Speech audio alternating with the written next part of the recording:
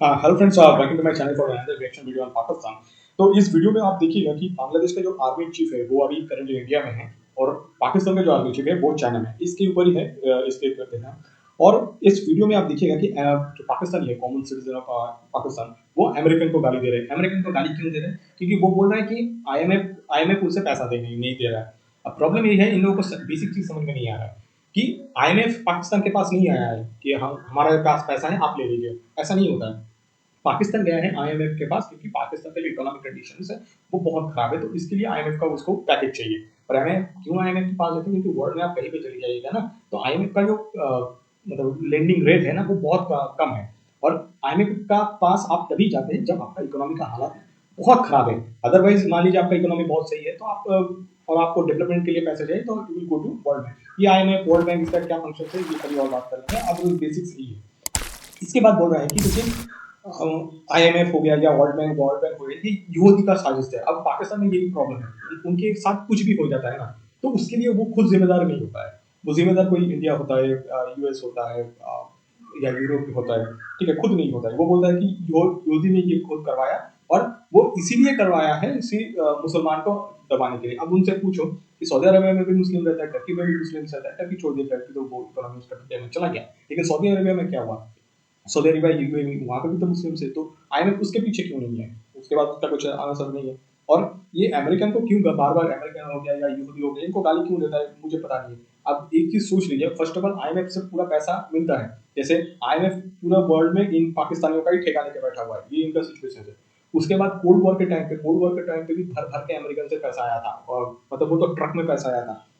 उसके बाद war on terror में जब अमेरिका के साथ दिया था पाकिस्तान ने, तब भी तो इन लोगों को पैसा मिला, बट फिर भी ये लोग मतलब गाली देगा अमेरिकन को। अब क्यों नहीं पता। अब देख लेते हैं पाकिस्तानी इसके ऊपर क्या बोलते हैं, अब हम वो सुन लेते हैं। अच्छा। उन्होंने कहा यार मुसलमानों को कैसे इनको कवर किया जाए, इनको अपने मातहत रखें। अच्छा। उन्होंने 1950 में वर्ल्ड बैंक बना दिया। अच्छा। ठीक है ना, लेकिन ऐसी उन्होंने चाल चली कि अब तक हम उनके यानी के चक्करों में पड़े हुए। मुझे बताएं, वर्ल्ड बैंक बना दिया, यहूदियों ने बनाया, जिन्होंने भी बनाया, हम ही क्यों फंसे? लेकिन द क्वेश्चन रिमेन्स कि भाई ये जो फाइनेंशियल सिचुएशन है और हमारी जो घर में लड़ाइयाँ हैं, उसने हमें ऐसे फोरम से ख़त्म दूर कर दिया कि अब उस फोरम में भारत अपनी मर्जी से जो पर्सपेक्टिव रखे।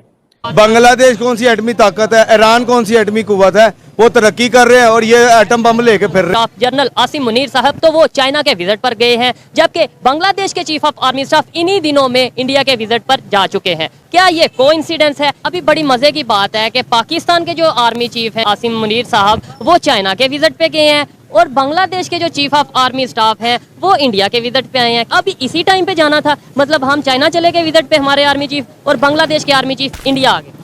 अंग्रेजों ने ऐसी चाल चली, उसमें हिंदू भी शामिल है। उधर बांग्लादेश अलहदा कर दिया, मशरकी पाकिस्तान मगरबी पाकिस्तान वंड ऐसी कर दी कि बाद में उन्होंने चाल ऐसी खेली कि इसको अलग कर दें। मैं कहता हूँ आज अगर वो साथ होते, वो भी हमारी तरह कंडीशन में होते, आज वो अगर बेहतर है, तो वो फिर हमें तो अगर मुसलमानों से प्यार है, इंसानों से प्यार है, तो हम तो कहे ना बंगालियों ने अच्छा किया। सबसे बड़ी बदनसीबी इस मुल्क की ये है, यूदी जो थे ना यूदी, उन्होंने कहा यार मुसलमानों को कैसे इनको कवर किया जाए, इनको अपने मातहत रखें। अच्छा। 1950 में वर्ल्ड बैंक बना दिया। अच्छा। ठीक है ना, पाकिस्तान के लिए नहीं सबके लिए।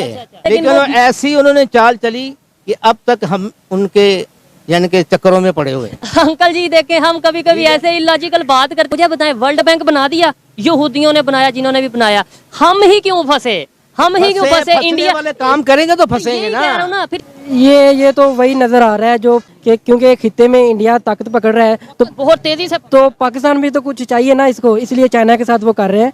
लेकिन ये डिपेंड करता है आगे क्या होता है। बांग्लादेश के तो पहले ही ताल्लुकात इंडिया के साथ ठीक हैं, वो तो चाइना के भी पाकिस्तान के। हाँ वो तो, लेकिन हम किसी और वजह से जा रहे हैं। वही बात है कि डॉलर जो है वो हाथ से बाहर जा रहा है, उसको कंट्रोल करने के लिए हमें फिर मदद तो चाहिए ना। जो बांग्लादेश है उसके फैसले तो वहाँ की गवर्नमेंट करती है ना, आर्मी चीफ तो जाके नहीं करता। हमारी तो जो है श्योरिटी तो आर्मी देती है हर जगह जाके, उनको पता है कि यही चलाते हैं चीजों को। मुझे ये बताएं, पाकिस्तान जो बना, बांग्लादेश फिर अलहदा हुआ, और फिर अब आज उनके रिलेशन इंडिया के साथ बहुत बेहतर हैं। अभी उनका चीफ ऑफ आर्मी स्टाफ जो है उनके, वो इंडिया गए हुए हैं। लेकिन यूएई, सऊदीया, जो बड़े बड़े इस्लामिक कंट्रीज हैं, अफगानिस्तान, इन सब के इंडिया के साथ रिलेशन बेहतर हैं। क्या इन्हें कश्मीर के मुसलमानों का दर्द नहीं है? मसला ये है कि उनको फायदा नजर आता है अपनी इकोनॉमी को लेके, अपनी डेवलपमेंट को लेके, क्योंकि इंडिया एक तक बहुत बड़ी मार्केट है। जब बांग्लादेश की करेंसी थी तब बहुत वो गरीब था, उसको हम कहते थे ये टका है, फलाना को कहते तुम्हारी टके जितनी औकात नहीं है। अब वो टका 2.18 या 2.3 तक पहुंच गया है। अफगान के अंदर 20 साल जंग रही है। ये कहते नजर आते थे, ये बांग्लादेश वाले जो हमारे बड़े हैं, ये कहते नजर आते थे कि ये 2 दिन नहीं चलेगा, 4 दिन नहीं चलेगा, ये वापस इसी बात का तो रोना था।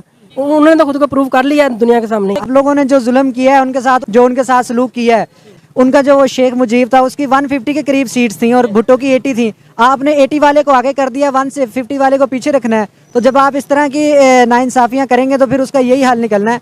दोस्तों, यही बात हुई जिसका खदशा था कि एससीओ डिफेंस मिनिस्टर्स की मीटिंग हुई है।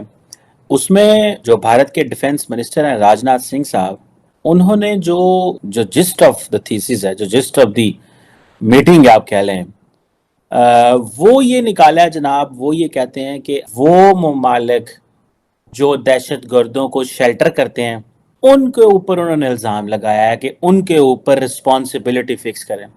और वो कहते हैं कि जो रेडिकलाइजेशन है यूथ की, वो कंसर्न है। राजनाथ सिंह साहब ने बेसिकली जो एससीओ की जो मीटिंग है, इसको अपने उस फ्रेमवर्क में लेके आए हैं जो वो चाहते थे।